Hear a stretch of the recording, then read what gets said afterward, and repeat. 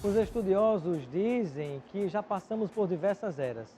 Em alguns momentos, o homem era teocentrista, Deus era o centro do universo. Em outro momento, se considerava o antropocentrismo, o homem como o centro do universo. Talvez agora estejamos na era do achocentrismo. Vale aquilo que eu acho que é verdade, mesmo que seja mentira. Por isso, talvez alguns estudiosos digam ainda que estejamos na era da informação. Ou será desinformação?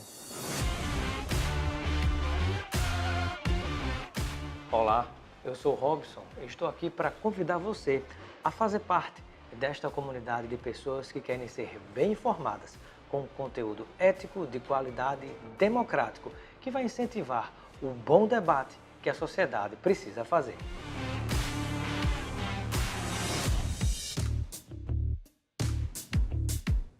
E se você quer conteúdo de qualidade, lembre-se de inscrever-se no nosso canal para ficar bem informado. Todo dia com notícia, comentário e opinião para que você esteja melhor instruído a discutir os temas que estão presentes no dia a dia da sociedade.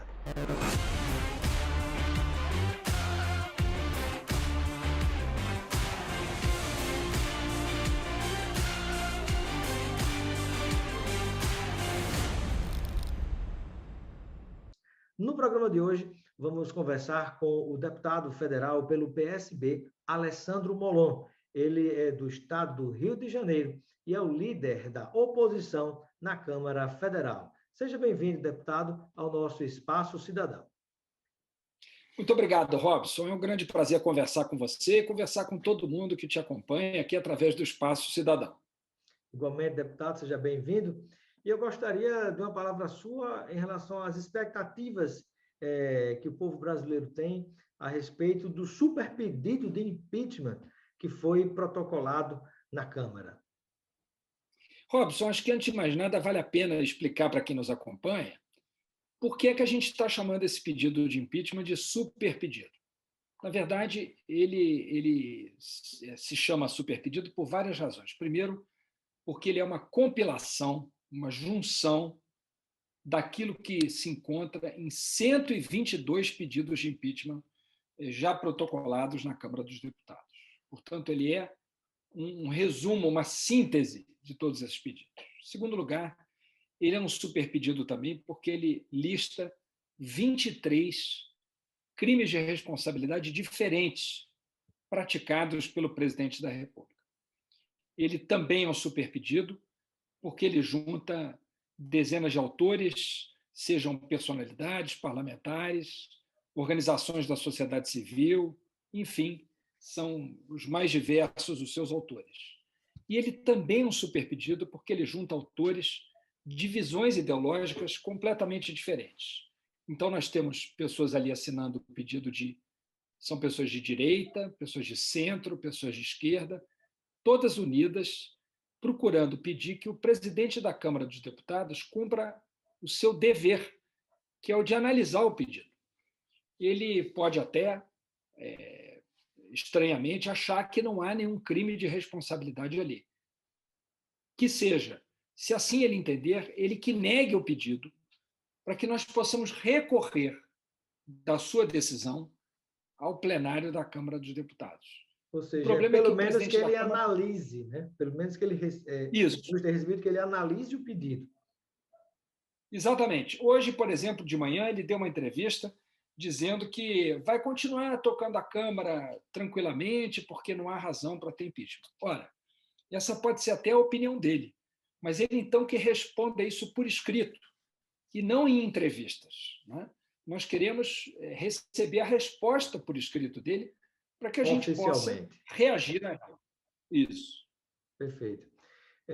Deputado, e do ponto de vista do ambiente político, seja na sua casa, a Câmara Federal, ou mesmo no Senado, como é que o senhor avalia a chance real de que esse pedido seja pelo menos analisado pelo presidente e depois tenha seguimento?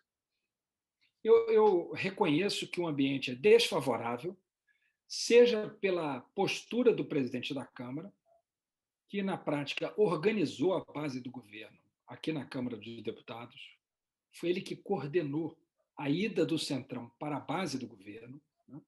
Seja pelo número de parlamentares que continuam apoiando o governo, graças ao uso do orçamento secreto. O chamado orçamento secreto, denunciado pelo Estadão, significa a distribuição, nesse ano, Robson, de cerca de 17 bilhões de reais. É muito dinheiro, é um dinheiro que a gente não tem nem ideia de quanto é. E não há como se abrir a caixa preta, deputado, desse orçamento secreto para que o povo brasileiro tenha conhecimento? Foi o que se pediu ao Supremo Tribunal Federal. E lá tramita uma ação que está aos cuidados da ministra Rosa Weber, para que isso seja trazido à luz. Não faz sentido se falar em segredo quando se trata de orçamento público. O dinheiro é seu, é meu, é de todos nós, é do povo brasileiro.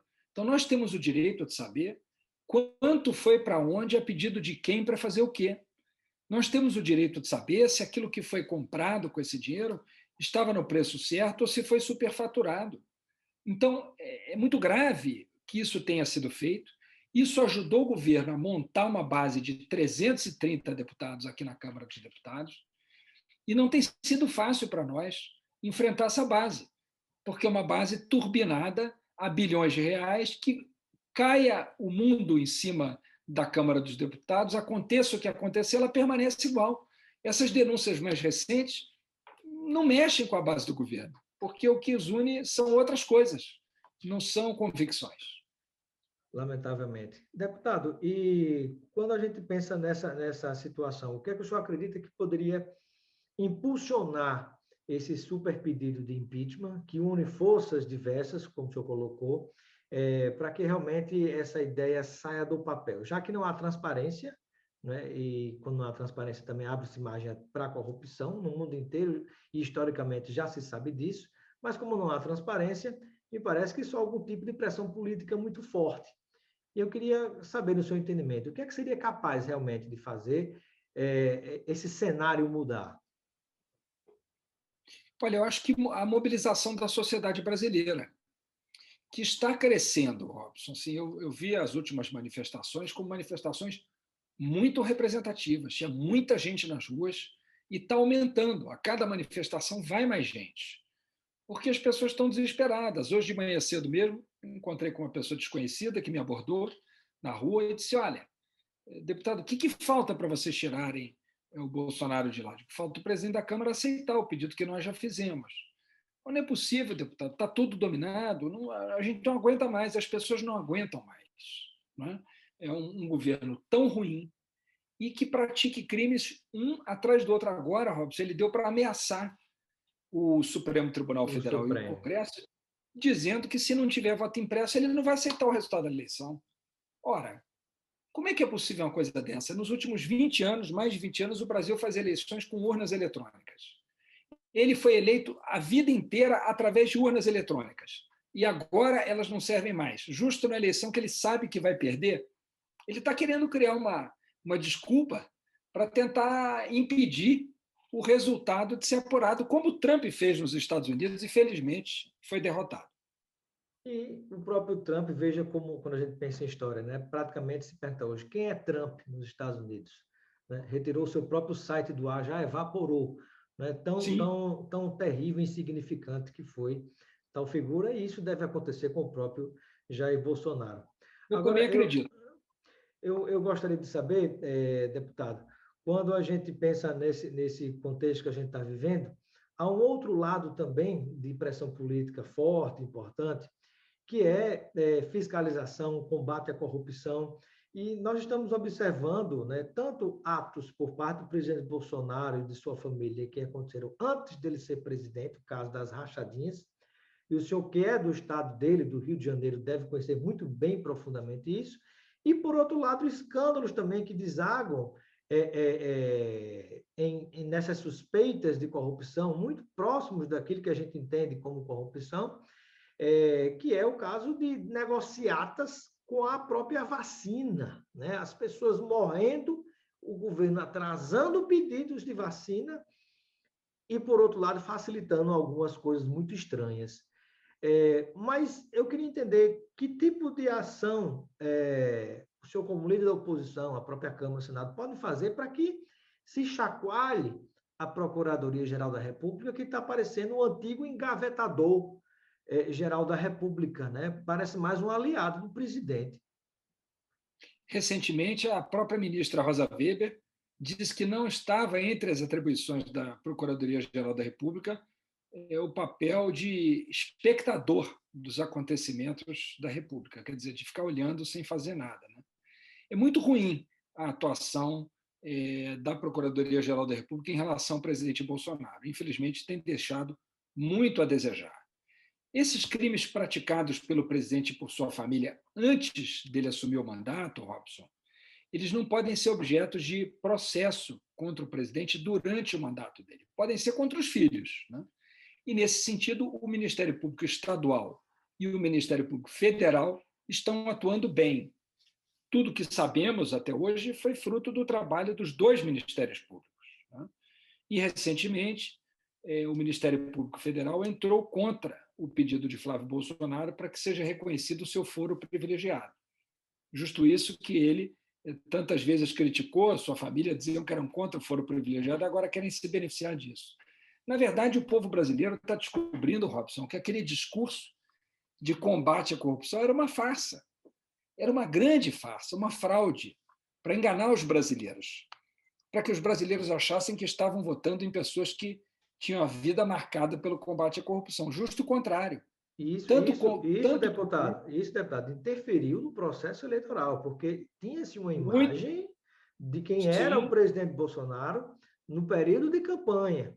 Mas já no período de campanha, a Polícia Federal havia descoberto esse escândalo da rachadinha. Se aquilo estoura naquela hora, talvez hoje nós tivéssemos um outro resultado político eleitoral. sim, uma das investigações é o fato de eles terem sido alertados por um vazamento da Polícia Federal de que eles estavam sendo investigados. Né? Isso no segundo turno, antes do segundo turno das eleições, e isso não veio à tona. Esperou-se passar as eleições para isso ser divulgado. Ou seja, um comportamento também muito ruim, né, de quem eventualmente vazou essa investigação e contribuiu para que ele destruísse provas, porque ele demitiu gente assim que soube. Né? Eles tomaram medidas de demitir pessoas. Né? Salvo engano, o próprio Fabrício Queiroz foi demitido nesse momento, eu não tenho certeza, mas o próprio Fabrício me parece que teria sido demitido nesse momento. Quanto aos crimes que o presidente tem praticado durante o mandato, por esses ele pode e deve responder durante o mandato. Então, nós já representamos tanto a Procuradoria-Geral da República quanto aos outros órgãos que podem investigá-lo. Por exemplo, já o denunciamos por improbidade junto ao Ministério Público Federal e também já denunciamos ao Tribunal de Contas da União esses esquemas da compra da Covaxin. Ontem mesmo eu falava, Robson, com o ministro Benjamin Zimler, que é o relator da denúncia que eu fiz sobre a compra da Covaxin, e ele se mostrava, de fato, muito perplexo, assim, muito impressionado com a falta de informações, com a falta de cuidados na compra, o que pode sugerir que era tudo voltado para fazer um esquema mesmo. E aí, é como você disse bem, né? É inacreditável que num país em que as pessoas estão morrendo por falta de vacina, o presidente da República atrase a compra da vacina melhor e mais barata, que era a da Pfizer, $10 a dose, com uma tecnologia muito mais avançada do que essa indiana, para comprar uma vacina pior e mais cara apenas porque ali tem propina para os membros do seu governo. Quer dizer, é muito grave. Né? Assim, é o que pode haver de pior, porque junta a corrupção com o assassinato das pessoas, porque as pessoas morreram por falta de vacina. Todo mundo perdeu uma pessoa querida, Robson. Não tem ninguém que não conheça alguém que morreu de Covid. E era gente que podia estar entre nós. São mortes evitáveis.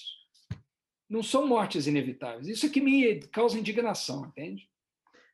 Deputado, e ainda nessa questão da própria vacinação, nós sabemos que há uma campanha muito forte de desinformação protagonizado, inclusive, por expoentes do próprio Palácio do Planalto, filhos do presidente, acessos que são detectados dentro do Palácio do Planalto, a história do gabinete do ódio, que já foi descoberto e denunciado pela Joyce Haussmann, e nós observamos que parece que até agora, efetivamente, não houve nenhuma punição a alguém. Porque uma coisa são as fake news, que isso é um absurdo, isso fere demais a democracia, mas outra coisa são essas fake news aplicadas à questão da saúde pública, né? Fazendo com que se jogue fora milhões de reais que são investidos em campanhas publicitárias conscientizando a população, e você tem, do outro lado, essas máquinas fabricando esse tipo de coisa, e tem gente que acredita em qualquer coisa. E isso está prejudicando a imunização no país inteiro. Olha, Robson, no domingo de manhã, eu encontrei um amigo que me contou que um amigo dele, uma pessoa que eu não conheço, pegou Covid, esteve internado, foi entubado, ficou 2 meses no hospital, quase morreu, saiu do hospital, pediu dinheiro emprestado aos amigos para pagar a conta do hospital, porque teve que pagar alguns médicos que não eram cobertos pelo plano, né? E depois esse mesmo amigo disse para os colegas que não ia se vacinar, porque a vacinação é uma interferência do Estado na vida do cidadão. Esse meu amigo, que teve contato com essa outra pessoa, me relatou isso também perplexo e indignado, dizendo: Molon, não é possível que a gente esteja vivendo isso. Nós dissemos para ele: você quase morreu, cara. Você não aprendeu nada com isso, você vai esperar pegar de novo para morrer. Você imagine, a pessoa não, isso nunca foi um problema no Brasil, Robson. O Brasil sempre foi um país exemplar de vacinação. A gente serve de exemplo para outros países do mundo ao longo da nossa história. Esse caso está sendo o pior de todos, por quê? Porque esses irresponsáveis do governo, esses inconsequentes, esse presidente da República que não tem compromisso com a vida do povo, semeou a dúvida, o medo. Tem gente achando que tem chip em vacina, o que é uma coisa ridícula, mas tem gente que acha isso, né? Enfim, se espalhou uma desinformação que é a maior ameaça à vida hoje em dia, e à democracia é a desinformação. Esse é um problema muito sério, não só da nossa democracia, mas do mundo inteiro. A desinformação é uma tática de guerra que pode destruir um país, né? Isso está acontecendo com o Brasil graças à atuação de membros do governo Bolsonaro. Pois é. Deputado, e vamos falar um pouquinho agora a respeito do seu partido, o PSB, que tem crescido, recebeu recentemente a filiação do governador do Maranhão, Flávio Dino, que era filiado ao PCdoB, e do PSOL recebeu também, entre outros nomes, deve ter recebido ao longo do Brasil, o nome do deputado federal Marcelo Freixo, este também do seu estado, o Rio de Janeiro. E eu pergunto, como é que o senhor recebe a chegada desses nomes em seu partido e qual é o projeto do PSB para 2022? Eu recebo com grande alegria, Robson, porque eu considero que são 2 nomes que vêm somar ao PSB o seu talento, a sua história, a sua trajetória, os seus compromissos, né? E somar isso a um partido que tem 73 anos de história, um partido marcado por grandes nomes nacionais, como Miguel Arraes, como Antônio Ais, como Evandro Lins e Silva, entre tantos outros, né? Então, assim, é um partido que tem uma história muito bonita. O próprio Eduardo que tem Campos, que se foi, né, precocemente no acidente. O próprio Eduardo Campos, que se foi e deixou o Brasil órfão de seus sonhos, de seus ideais, né? Então, nós temos um partido com uma história muito bonita, com grandes nomes nacionais, e ao qual agora vem se somar mais esses 2 grandes nomes que certamente vão trazer uma contribuição importante.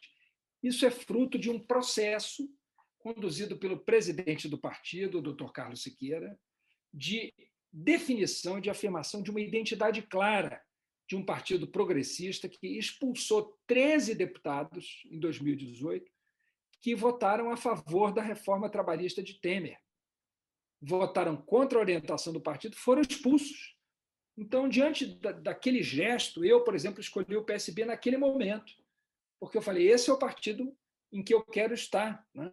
E agora nós estamos fazendo um processo chamado um processo de autorreforma, né? Estou até aqui com o bloquinho do nosso congresso de autorreforma, que é a construção de um novo programa partidário para apresentar ao Brasil a visão que a gente tem do país, o que é que a gente acha que deve ser feito com o Brasil para recuperá-lo, para fortalecê-lo, para torná-lo o melhor país do mundo para se viver.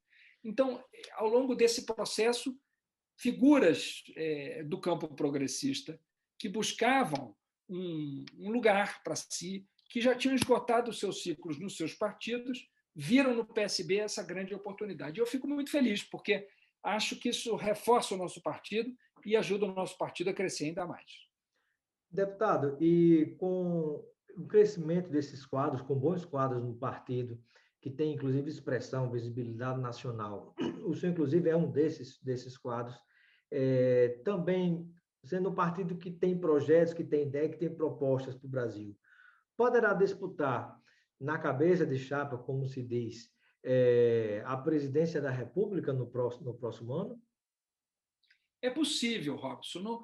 Eu não diria que é provável, porque o PSB tem, nesse momento, uma consciência muito grande da sua responsabilidade, do seu papel, e nós queremos unir a oposição a Bolsonaro, unir os democratas, nós queremos uma unidade, uma frente mais ampla até do que o próprio campo progressista. Nós achamos que seria preciso, inclusive, atrair os democratas, não apenas os progressistas, mas, enfim, até mesmo pessoas de centro, ou até mesmo algumas pessoas conservadoras, mas que têm um compromisso com a vida, com a ciência, com a democracia. E, portanto, nós estamos dispostos a fazer o sacrifício de não ter a cabeça da chapa para apoiar algum nome que seja capaz de unir todo esse campo. Se, por acaso, o nome for do PSB, nós estaremos à disposição. Nós temos grandes nomes, como você disse, e podemos oferecer esse nome. Mas não é esse o nosso objetivo principal. Nosso objetivo principal é derrotar Bolsonaro para salvar o Brasil e a vida dos brasileiros. O nome que poderia unir todas essas forças seria do ex-presidente Lula, né? Como é que foi a conversa com ele, por exemplo, recentemente? É possível, não se deve descartar essa possibilidade, não. Foi uma boa conversa dele com o PSB. O PSB tem um diálogo com o ex-presidente Lula, o PSB tem um diálogo com o ex-governador e ministro Ciro Gomes. Nós estamos tentando colaborar para unir esse campo todo, né? E, certamente, esses dois nomes são nomes que podem aglutinar todo esse campo, e um dos quais, sem dúvida nenhuma, do ex-presidente Lula. Daí é mais fácil o PSB ficar mais próximo do projeto que está sendo desenhado por Ciro Gomes ou do ex-presidente Lula? É difícil dizer isso agora, Robson, porque antes da eleição de 2022, um ano em política é uma eternidade, né? Nós, em 2020, caminhamos muito próximos ao PDT, estivemos muito próximos com Ciro Gomes e com todo o grupo do PDT, porque nós temos muito respeito e carinho, né? Admiração.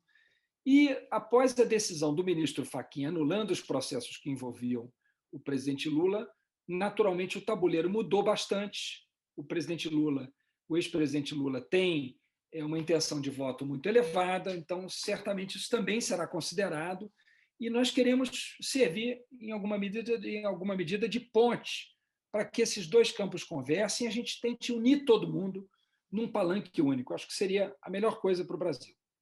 E a última pergunta, qual o projeto político do deputado Alessandro Molon para 2022? Disputará a sua reeleição? Poderá ser candidato ao governo do Rio de Janeiro, ao Senado? Pois é, Robson, eu estou refletindo ainda sobre isso. Eu sou pré-candidato, em princípio, ao Senado. Gostaria de disputar a vaga no Senado, mesmo sabendo que é uma única vaga e, portanto, uma eleição difícil, mas eu tenho vontade de disputar isso. O PSB gostaria que eu fosse candidato ao Senado, mas nós ainda vamos avaliar, conversar isso com os outros partidos que vão estar aliados conosco no Rio de Janeiro, né? E aí, nesse caso, se não for possível, por causa da aliança, ser candidato ao Senado, se essa vaga couber a outro partido, eu disputarei a reeleição para a Câmara dos Deputados. Serei candidato novamente à Câmara dos Deputados. São essas as duas possibilidades. Nesse momento, não está no meu horizonte a disputa do governo do Estado. Nós temos um pré-candidato que estamos apoiando, que é o pré-candidato Marcelo Freixo, ao governo do Estado, e, portanto, a minha possibilidade de disputa é ao Senado ou, se não for possível, à Câmara dos Deputados. Muito bem. Quero agradecer a participação do deputado pelo Estado do Rio de Janeiro, Alessandro Molon, líder da oposição na Câmara Federal, pelo PSB. Seja sempre bem-vindo ao Espaço Cidadão, deputado. Eu deixo o momento final para suas despedidas junto a todos aqueles e aquelas que nos acompanham. Muito obrigado, Robson. Foi um grande prazer essa conversa, foi uma conversa muito boa. Muito obrigado aí pelo seu convite e muito obrigado a todo mundo que nos acompanhou, que nos ouviu. Foi um grande prazer estar com vocês também. Obrigado pela atenção. Igualmente. Muito obrigado, deputado. Os estudiosos dizem que já passamos por diversas eras. Em alguns momentos, o homem era teocentrista, Deus era o centro do universo. Em outro momento, se considerava o antropocentrismo, o homem como o centro do universo. Talvez agora estejamos na era do achocentrismo. Vale aquilo que eu acho que é verdade, mesmo que seja mentira. Por isso, talvez alguns estudiosos digam ainda que estejamos na era da informação. Ou será a desinformação?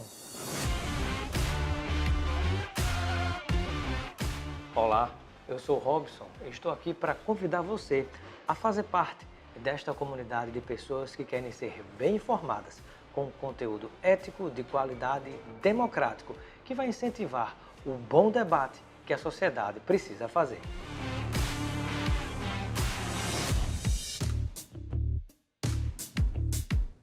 E se você quer conteúdo de qualidade, lembre-se de inscrever-se no nosso canal para ficar bem informado. Todo dia com notícia, comentário e opinião para que você esteja melhor instruído a discutir os temas que estão presentes no dia a dia da sociedade.